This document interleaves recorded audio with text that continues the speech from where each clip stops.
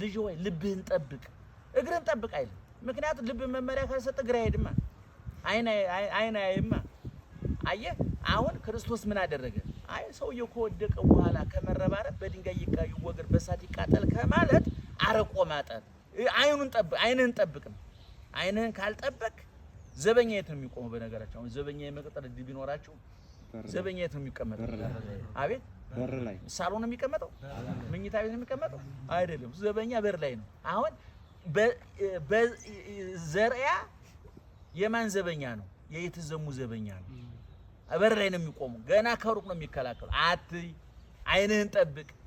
ይሄ ነገሮች ካለቁ በኋላ እዛ ከተሰባበረ በኋላ እሱ የብሉይ ኪዳን በጣም የሚገርመው ደግሞ ሐዲስ ኪዳን በጣም ደስ የሚለው ይሄ ሁሉ አጥር ታጥሮ እንኳን አጥሩን አፍርሰህ እንኳን ብትሄድ 7 ጊዜ አይደለም እስከ 7 ጊዜ 7 ንስሐ አለ። ሕግሰ መሲሐዊት ተራይራት በክርስቶስ አለ ምዛንቱ ላይ ያለው ብሉይ ኪዳን ይፈለጥ ይቆረጥ ይንደድ ይቃጠል ነው። በሐዲስ ኪዳን ግን አታድርግ ይላል። አድርገህ እንኳን ብትገኝ ነስህ ተመለስ ነው። ስለዚህ አሁን ኢየሱስ ክርስቶስ የሐዲስ ኪዳኑን ሐዲስ ኪዳንን በብሉይ ኪዳን ብሉይ ኪዳን በሐዲስ ኪዳን ሲተካ ኦሪትን በወንጌል ሲተካ እንደው እንደምለው ኦሪት አልፏል፣ ኦሪት ተሸራለች፣ ብሉይ ኪዳን ተሸራል እንደ የፕሮፓጋንዳ እንደሚነዛው አላዋቂ ንባቡ ከትርጓሜው ከምስጥሩ የተምታታበት አይደለም። እኛም ምን ይላል መጽሐፉ? ለዚህ ነው የኛ አባቶች ልባሞች ስለሆነ እኔ እጅግ የተዋህዶ ሊቃውንት እኔ በእውነት ነው የምላችሁ። እኔ የብሉይ ኪዳን የሐዲስ ኪዳን ተማሪዎች ሁሉ ጊዜ ክላስ ነግራችሁ ክፍል ነግራችኋለሁ። እኔ የኛ ሊቃውንት በጣም ተደናቂዎች ናቸው። በጣም ነው የማደንቃቸው። ከብሉይ ኪዳን መወሰድ ያለበትን ወስደው ለምሳሌ ወንድ ልጅ በ40 ቀን ሴት ልጅ በ80 ቀን ክርስትና እናነሳለን አይደል? ይሄ ንባብ የት ነው? ዝም ብሎ ይሄን ቁጥር እኮ አይ ከ30 40 ይሻላል፣ ከ70 80 ይሻላል፣ ወይም ደግሞ ከ50 40 ይሻላል፣ ከ90 80 ይሻላል ብለው አይደለም የወሰዱት እኮ። ለመጽሐፍ ቅዱስ ይሄ ቁጥር አዲስ ቁጥር አይደለም፣ የነበረ ቁጥር በዘሌዋውያን 12 ላይ ባለቤቱ ነግሮናል። ቁጥሩ አለ። ምን የሚል ቁጥር? ወንድ ልጅ በ40 ቀኑ ሴት ልጅ በ80 ቀኗ ወደ እግዚአብሔር ቤት መጥተው እናትና አባቶቻቸው መስዋዕት ይዘውላቸው ከማን ይወለዱ? የማን ዜግነት ያገኙ? የእግዚአብሔር ዜግ የማን ቤተሰብ ይሁኑ? እነዛ ህፃናት በብሉይ ኪዳን መስዋዕት ሲሰዋላቸው እናት አባታቸው አቅፈዋቸው ሲመጡ ነፍስ አውቀዋል? መርጠው አይ በቃ 40 ቀኔ ነው ቤተ መቅደስ ውሰዱኝ እንዴት ታስቀሩኛላችሁ ብለው ነው? አይደለም። እግዚአብሔር የሚመርጥ እንጂ የሚመረጥ አምላክ አይደለም። ለምሳሌ አንተ በ40 ቀኔ ነፍስ አላወኩምና በ40 ዓመት ለወቀው ብትል የ40 ቀኑ ኢየሱስ ነው የ40 ዓመት የሚመጣው። የ80 ቀን ኢየሱስ ነው በ80 ዓመት የሚመጣው። እኔ እናቴ ኢየሱስ አዳይ ነው፣ ክርስቶስ አዳይ ነው፣ ሞቶልኛል፣ ተሰቅሎልኛል፣ አምላኬ ፈጣሪዬ ነው፣ ልጄ 40 ዓመትም ቢሞላው የተሻለ አምላክ አያገኝም ብላ ነው በ40 ቀን የወሰደች። ይሄን በደንብ ማስረዳት አለብን፣ ማወቅ አለብን። ለሚያምን ሰው ነው ዝም ብሎ ለቲክቶክ አርበኛ የቲክቶክ አርበኛ እኮ የቲክቶክ ሊቃውንት አሉ አይደል? የቲክቶክ ብሎ የሐዲስ አለ። አሁን በጉባኤ በፊት ስንት ነበር? 4 አይና ነበር። አሁን 5 አይና ሆነ። ሰምታችኋል አይደል? አልሰማነው ለማለት ነው። 5 አይና ሆኗል። አሁን መጋቤ ጎግል የሚባል መጥቶ መጋቤ ብሎ ያለ መጋቤ ሐዲስ አለ። የሊቃውንት መጽሐፈ ሊቃውንት የተማረ ምንድን የሚባለው ሊቀ ሊቃውንት አለ። መጽሐፍ መነኮሳት የተባለ ምን ይባል ነበር? መልአከ ምክር ይባል ነበር። አሁን ደግሞ 5ኛ መጋቤ ጎግል ተው። አሁን አየህ ሰው እንቅልፋም ስለሆነ ስለማያነብ ጎግል አድርጎ መጥቶ ያብራራለታል።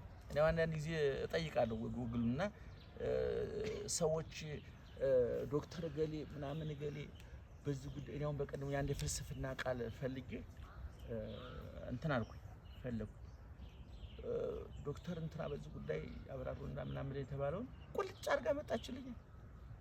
እንዴ ከነቀደም ተከተሉ ዘብራንቾ ፊሎዞፊ በደንብ አድርጋ በፊሎዞፊ ውስጥ ስንት ብራንቾች አሉ ብላ ያንን በደንብ አድርጋ። ስለዚህ ያንን ቁጭልና አንድ 15 ደቂቃ ጎግል አድርጎ የኛ ሰው አያነብማ እግዚአብሔር ይመስገን። እኔ አሁን ሰው እንዲያነብ ይገፋፋ። እኔ አሁን ብዙ ጊዜ ሰው አለማንበቡ ነው እኛን ሊቃርጎን ያቆየን። ሰው ቢያነብ እኮ የዕለት እንጀራችሁ ሁሉ አደጋ ላይ ይወርቃል። ማለት ነው። አሁን አንዳንድ ሰባኪ ሰውን እሳ አይገባም ይላል። አለመግባቱ መጥፎ ነው። መግባቱ ግን ያንተን እንጀራ ያደርቀዋል። በጀት ይዘጋል። መጥፎ ነው። ሰው አያነብም። የኛ ሰው በጣም ነው የሚያሳዝነኝ። ስለማያነብ ጥቂት ሰዎች ይፈነጩበታል። በፖለቲካው ጥቂት ሰው ይፈነጭበታል። በኢኮኖሚክሱ ጥቂት፣ በሃይማኖቱ ጥቂት ሰው ይፈነጭበታል። እኔ አሁን ስለ ከዋክብት ስለ ጨረቃ ስለ ማያት ምናምን ትንታኔ ይሰጥኝ በጣም ይገርመኛል። ቁጭ ብላችሁ አንደኛ እኛ ሊቃውንት አስቀድሞ ተንትነው አስቀምጠውታል። ሁለተኛ ዛሬ እግዚአብሔር ይመስገን ናሳ መሄድ አይጠበቅብህም፣ አስትሮኖመር መሆን አይጠበቅብህም፣ ጠፈራት አየር መምጠቅ አይጠበቅብህም። ቁጭ ብለህ ነካ አድርገህ እውቀትህን ማዳበር ትችላለህ። ስለዚህ ደግሞ የእውቀት ዓላማው ምንድነው? የምታወራው እንዳታጣ መሆን እንጂ መጽደቅ አይደለም። አንተ 4 ጉባኤ ተምረህ ሲኦል ወርደህ እሞሃይ ሊገቡ ይችላል፣ መበለቶ ልትገባ ትችላል። ምክንያቱም 4 ጉባኤ ተምረሃልና ጽድቅ የሚል መጽሐፍ አልተጻፈም። የብሉይ መምህር የሐዲስ መምህር የኔታ 4 አይና ናቸው። ደግሞ የኛ እውቀት አሁን ደግሞ የሚገርመኝ ትርጓሜውን ይዞ ይመጣና ሰውየው አንድም እንዲህ ይላል፣ አንድም እንዲህ ይላል። ግሩም እግዚአብሔር በውስተ ደመናት በነቢያት ግሩም ነው። ደመናት ያላቸው ነቢያት ናቸው፣ ደመናት ሐዋርያት ናቸው። እሱ የጥንት ሊቃውንት ተራቀውበት እኮ እኛ የተበላውን ፍርፋሩን ስላቀረውን ሊቅ የሚባል ሲጀመር የለም። እግዚአብሔር ይክበር ይመስገን። ያ ተስማምተን ነው ሊቅ ያለው እንጂ የለም። ዞሮ ግን ብሉይ ኪዳኑ ጋር እንምጣ። በስንት መንገድ ተሻሻለ? ኧረ በስንት መንገድ? አንደኛ፣ ሁለተኛ፣ ሶስተኛ። በጣም ጥሩ። ስለዚህ ኦርቶዶክሳዊ ተዋሕዶ ቤተክርስቲያን ብሉይን በሐዲስ ወንጌሉን በኦሪት የተካችው ነው የምላችሁ። እየሰማችሁ ነው። ምክንያታዊ በሆነ መንገድ ነው። ብዙ ሰዎች የኢትዮጵያ ቤተክርስቲያን የብሉይ ኪዳን ቤተክርስቲያን ናት ይላሉ። በፍጹም አይደለችም፣ በፍጹም አይደለችም። ብሉይን ከሐዲስ ሐዲስን ከነፍስ ነፍስን ከክርስቶስ ማጣበቅ የምትችል ቤተክርስቲያን ናት። ይህን በደንብ መናገር አለባችሁ፣ በደንብ መረዳት አለበት። እንደው ትንሽ ልቡናችሁ ይሆን እንደ እያለ የተምታታባችሁ ካለ ጥርት አድርጋችሁ ማወቅ አለባችሁ። የኢትዮጵያ ቤተክርስቲያን ጥርት ያለች የሐዲስ ኪዳን ቤተክርስቲያን ናት። ነገር ግን መነሻዋ ብሉይ ነው፣ ማለፊያዋ መገስገሻዋ ሐዲስ ነው፣ መዳረሻዋ ግን መንግስተ ሰማያት። ይሄን በደንብ ማስረዳት አለበት።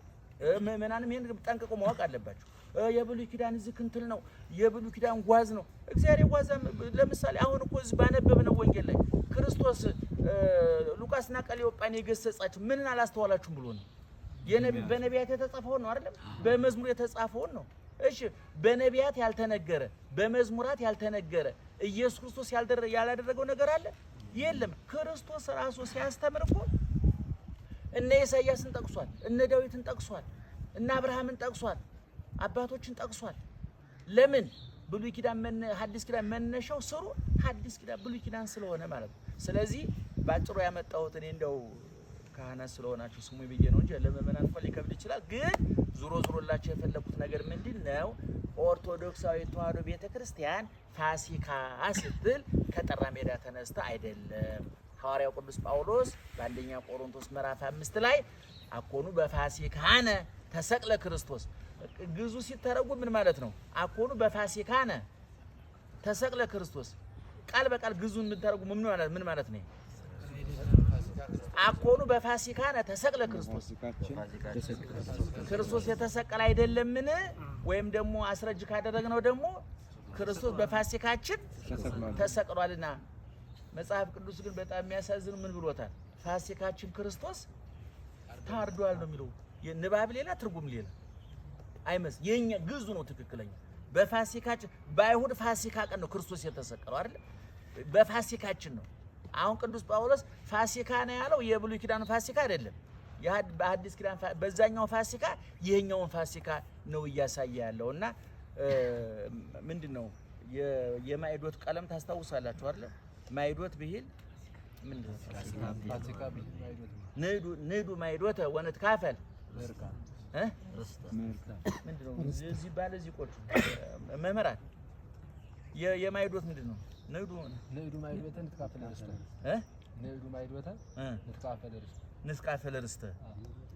እንግዲህ አባቶቻችን ቀለሙ የአርብ ቀለም ብዙ ስለሆነ የአርቡን ወደ የት አመጡት? ወደ ሰኞ። ዳግም ትንሣኤንም የዛኛውም ተገልጧል። ቶማስም የተገለጠበት ወደዛ አምጥተው እንግዲህ አሁን እነዚህ ሉቃስና ቀሌዮጳ የዕለት ዕለት ነበረ ወደዛ እየሄዱ ያሉት። በእውነት እኔ ሐዋርያት መንፈስ ቅዱስ እስከሚሰጣቸው ድረስ መንፈስ ቅዱስ እስከሚወርድላቸው ድረስ ሐዋርያት ጋር ብዙ መምታታቶች፣ ብዙ ችግሮች ነበሩ። ገና ያልተረዱት ነገር ነበር እና አሁን ሉቃስና ቀሌዮጳ ምንድነው ያሉት? እነሱ ወዴት እየሄዱ ነው? ከኢየሩሳሌም ወደ ኤማሁስ እየሄዱ ነው። 60 ምዕራፍ ማለት 11 ኪሎ ሜትር ማለት ነው። በዚህ የኔ